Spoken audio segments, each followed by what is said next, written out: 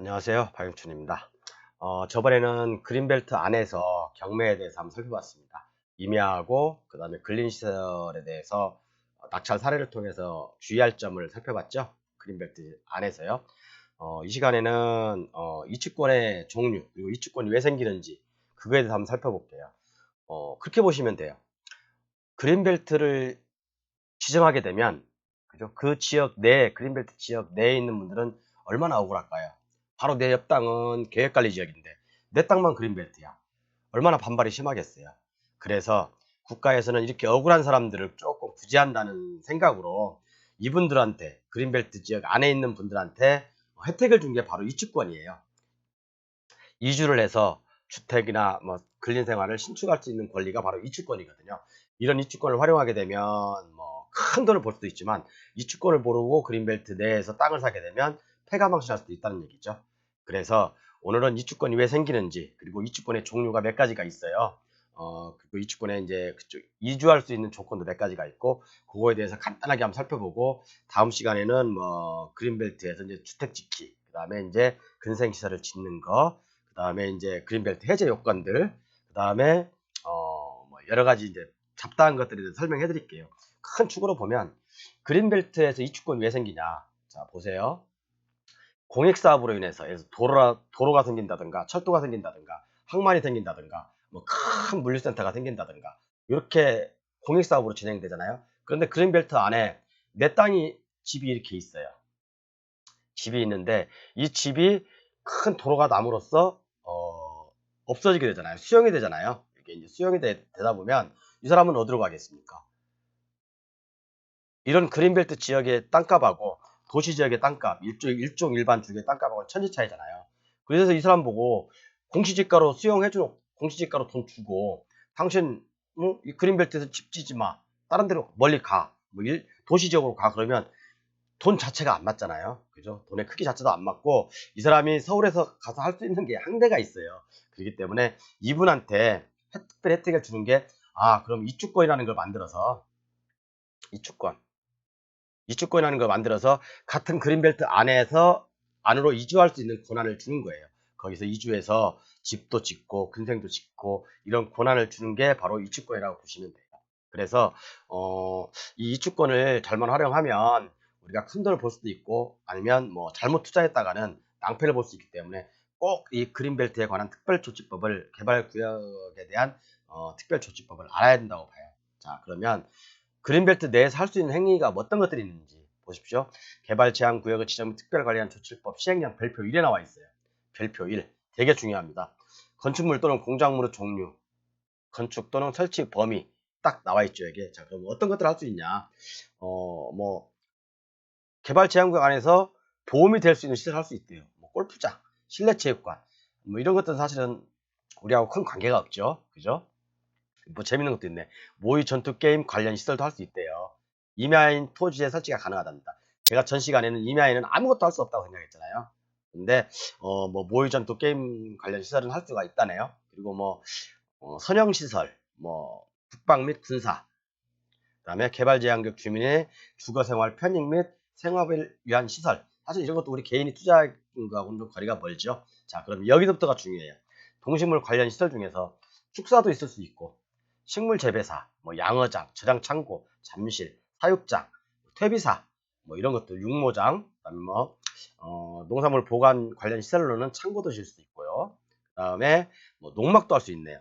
농막은 사실은 이주권이 없어도 도로 그 땅이 맹지라고 하더라도 농지라고 한다면 농막을 지을 수가 있겠죠. 그래서 대부분 농막은 도로하고 전혀 상관이 없이 누구나 지을 수 있는 게 바로 농막이에요. 그리고 주택 및 단독주택을 지을 수 있어요. 근데 조건이 되게 까다로워요. 이것은 다음 시간에 제가 자세하게 설명해 드릴게요. 주택 및 단독주택을 지을 수 있고 그다음에 세 번째는 뭐 근린생활시설도 지을 수 있어요. 근린생활시설이라고 한다면 카페, 뭐 일반 음식점, 뭐 라이브 뭐 그런 카페들 있잖아요. 잘 되는 대부분 호숫가 옆에들, 아니 저수지 옆에들 대부분 그린벨트예요. 그런 그린벨트 안에 음식점들이 많이 있잖아요. 그런 것들 다 대부분 이주권을 활용해서 음식점 허가를 만든다든가 그렇게 나온 거예요. 아무나 칠 수 있는 건 아니에요. 그 다음에 뭐 보시면 주민 공동이용 시설들, 공중 화장실, 뭐 야영장도 할 수 있네요. 야영장도 할 수 있고 실내 체육관. 그리고 이런 것들을 다 할 수 있지만 모든 것들을 다 할 수 있지만 옆에 조건들이 붙어요. 이런 조건이 맞아야지 이런 것들이 허가가 난다는 거죠. 그래서 이주권의 종류에 대해서 설명해 드린다고 했는데 이번 시간에는 이주권의 종류는 크게 세 가지가 있어요. 아까 처음에 말씀드린 공익사업을 위한, 여기 보이시죠?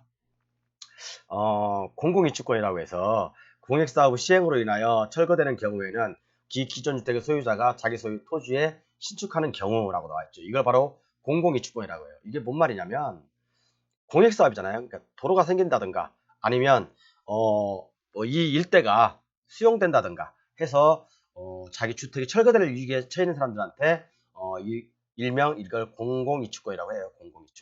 공공이주권. 대부분 이 수용되는 가구 수가 택지개발지구처럼 많다면 이주자 택지를 지정해줘서 거기에 살게끔 해줘요. 예를 들어서 고잔 신도시 같은 경우는 이주민 단지라고 있죠. 거기 뭐 2층짜리, 3층짜리들이 이쁘게 많이 젖어 있잖아요. 그런 것들을 바로 이주민 단지 또는 이주자 택지라고 합니다.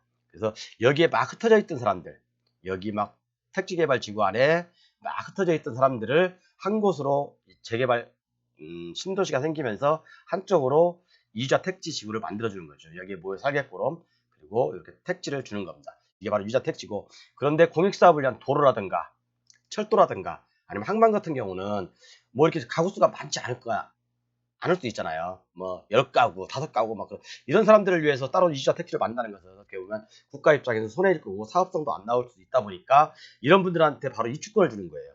다른 데 가서 그린벨트 안에 가서 다른 건축 행위를 하셔도 좋습니다라는 어떤 그 혜택을 주는 거죠. 그죠? 그래서 바로 이게 공공이주권이고, 첫 번째는 공공이주권, 두 번째는 재이주권이라고 있어요. 이게 뭐냐면 기존 주택이 재해로 인하여 더 이상 거주할 수 없을 경우 자기 소유의 토지에 건축하는 경우라고 했거든요. 뭐 폭풍이라든가 태풍이 몰아쳐가지고 제 집이 날아갔어요. 그린벨트 안에 있었는데, 그러면 이분한테도 이주권을 줘서 그린벨트 안에 이주할 수 있도록 특혜를 주는 거죠. 그리고 마지막으로는 뭐냐면 이주용 이주권이 있어요.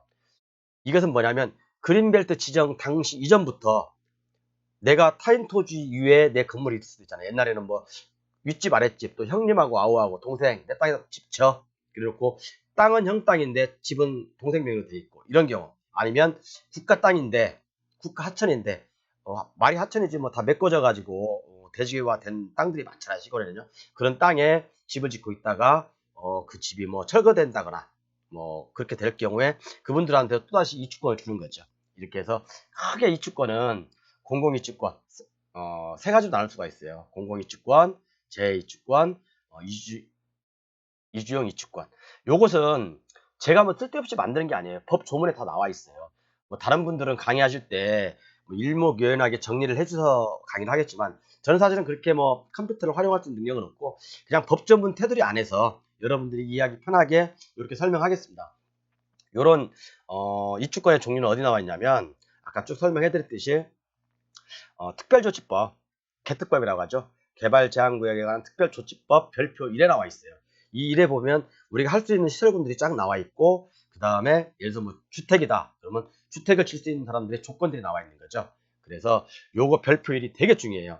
다음 시간에 별표 2에 대해서 설명하겠지만 정말로 이 별표 1과 별표 2만 알아도 그린벨트는 내가 80% 알고 있다, 90% 알고 있다 라고 보셔도 됩니다. 정말 중요한 거니까 꼭 좀 한번 참고하시고, 이것은 제가 만든 게 아니라고 말씀드렸습니다. 법조문에 있는 걸 그대로 옮겨온 거라고 제가 말씀드렸고, 별표 1에 있는 거, 별표 2에 있는 걸 그대로 옮겨서 여러분께 말씀드리는 겁니다. 그리고 이제 이주권에 대해서 이렇게 종류에 설명해드렸고, 이주권이 왜 생기는지 설명했고, 그리고 한 가지 중요한 건 있네요. 빠먹었습니다.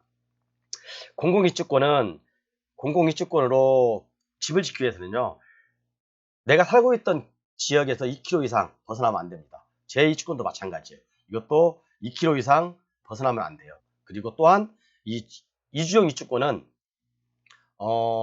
이것은 취락지구, 이게 취락지구잖아요. 취락지구와 붙어있는 이 땅에다 건축을 해야 돼요. 아니면 취락지구 내야든가 취락지구와 붙어있는 곳에다가 건축 허가를 해야 됩니다. 그래야지 허가가 납니다. 자, 오늘은 여기까지 말씀드리고, 이 시간에는 바로 이어서 다음 시간에는 그린벨트 내에서 주택을 짓는 방법을 알려드릴게요.